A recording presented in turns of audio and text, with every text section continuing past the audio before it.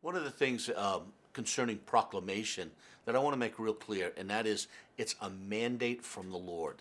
It's not just something that the church has thought up somewhere along the line, that Jesus gave instruction to his disciples to go and announce, proclaim, on the way, preach the gospel, on the way, tell the story. Paul made it very, very clear in 2 Timothy chapter 4. Preach the word in season, out of season, when you're ready, when you're not ready, when it's opportune time, when it's not an opportune time. Preach the gospel. Let me say something about preaching that I think is very, very important.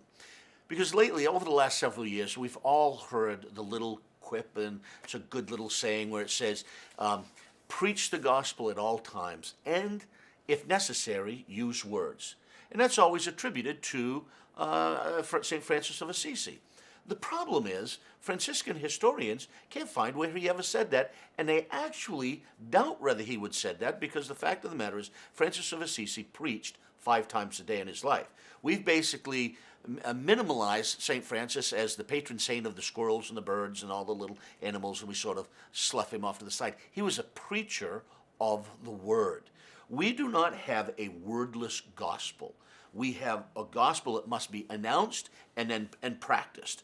And so we have to be very careful today that we're not just thinking that what we do is going to speak loud enough so we never have to tell. You could be the greatest guy on the earth. You could serve the poor. You could do all sorts of things. At some point, we are announcing the goodness of God. That is what we do. We proclaim, we preach. I don't care what words are being used, because even today, sometimes people say, well, I talk about this, or I do my talk, pastors, when I do my talk on Sunday, or I share. Well, proclaiming, sharing, talking, whatever you're doing, preach the word.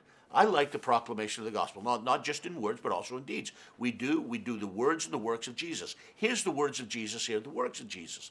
We preach, but we also practice. Why do we pray for the sick? Why are we kind to the poor? Why are we willing to engage with demonic spirits? You know why? Because that's part of preaching the gospel. But it's not the only part. All the issues of social justice, what are we doing? We're proclaiming the gospel.